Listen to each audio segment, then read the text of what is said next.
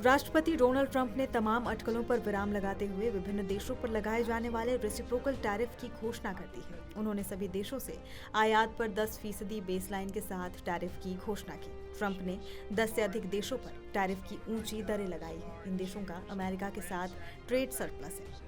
Trump का कहना है कि उनकी कोशिश टैरिफ के उस अंतर को कम करने की है जो दूसरे देश अमेरिकी उत्पादों के आयात पर लगाते हैं। बहरहाल इन सबके बीच एक सवाल भी है जो सबके जहन में है। सवाल ये कि टैरिफ से जो पैसे आते हैं उसे अमेरिका खर्च कहाँ करता है।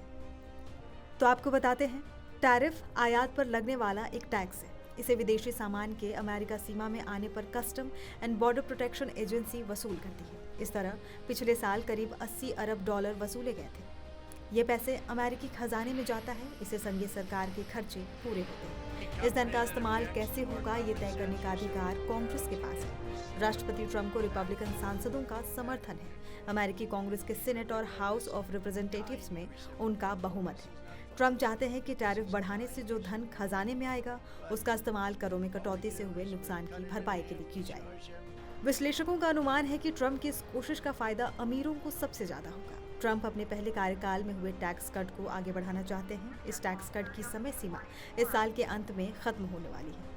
वॉशिंगटन की दी टैक्स फाउंडेशन नाम के एक थिंक टैंक ने पाया कि ट्रंप के इस टैक्स कट से साल 2025 से साल 2034 के बीच संघीय राजस्व में $4.5 ट्रिलियन की कमी आएगी।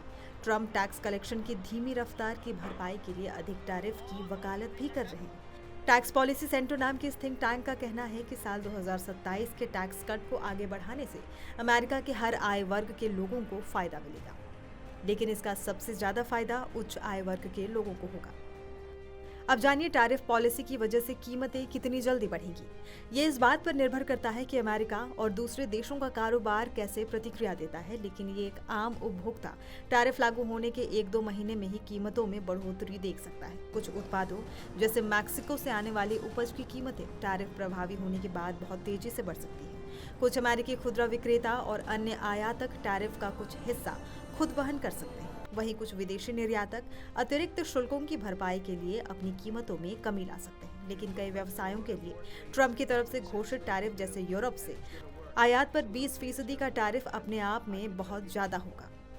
कई रिपोर्ट से पता चला है कि जब ट्रंप ने 2018 में वॉशिंग मशीनों पर शुल्क बढ़ाया था तो खुदरा विक्रेताओं ने वॉशर और ड्रायर दोनों की कीमतें बढ़ा दी थी, जबकि सरकार ने ड्रायर पर कोई नया शुल्क नहीं लगाया था।